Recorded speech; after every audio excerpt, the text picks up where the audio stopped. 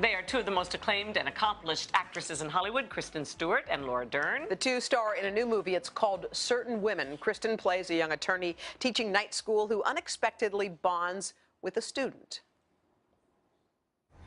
My mom works in a school cafeteria, my sister in a hospital laundry, so selling shoes is the nicest job a girl from my family's supposed to get.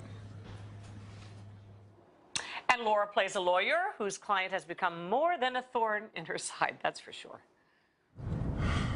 No, you're gonna have to get out. All right.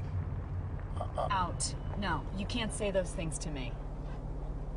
You can't talk like that. Never mind. I'll be quiet.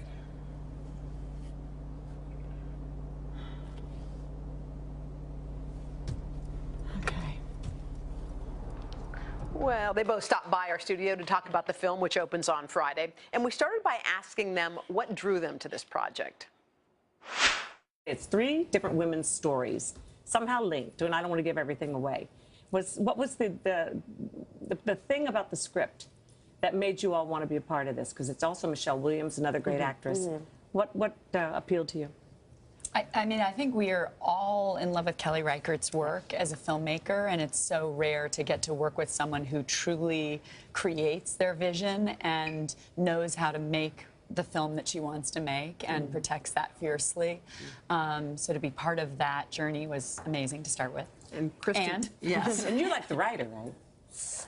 Yeah, I do. I wasn't familiar with those stories, and they are quite different. I think they definitely retain like the spirit, but Kelly made them very much her own.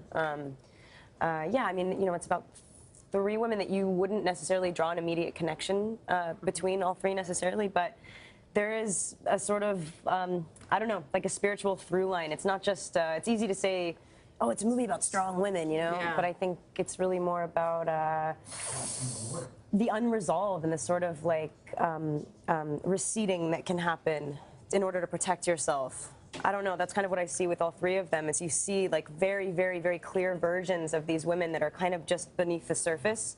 And you're like, come on out, come on out. And your character, it seems like you are living in your own kind of pain, and you're playing opposite another woman who is living in her world. And it's so funny to watch you two interact and not connect at all. It's like you sit there together and you're each living in your own world. They're just having, they're having conversations, but they're entirely different conversations. They're just on totally different pages. And you see them different ways, too. Yeah. And there's an interesting subliminal theme that I think we're starting to talk about, even just getting to do press and having now seen the finished film. Sometimes you learn a lot in these interviews. Like, what is this movie about? That's what you were thinking. But it's a bit in the air with our current political climate and this concept of female first, this idea of three women who perhaps have receded also because they've lived so completely in what's considered a man's world. Yes, thank you for finishing. That they've self-protected in order to get through some of the sexism they've dealt with in very subtle and not overt ways, but it's interesting to consider. Laura, you like these kind of films because, I mean, like you said, we were talking about your Oscar nominations and these big films. What is it? What is it about these kinds of movies that appeal to you? You know, I was very lucky to be raised by two actors who, when they were first taking me to sets in the 70s and I was watching films made about women. They were complicated, they were fierce, they were messy, and there was zero judgment about it. Suddenly now, people are like, wow, women in movies who are complicated? This is so cutting edge. Authenticity. You're just getting back to basics. We're having to circle back to something. Imagine that. That should be the norm, that people are complicated and people have flaws and we can honor And there is a them for it. bleakness to life. There really is. She takes a lot of time with the bleakness, this director. And she has a foot fetish, but that's all I'm going to say. We keep seeing feet.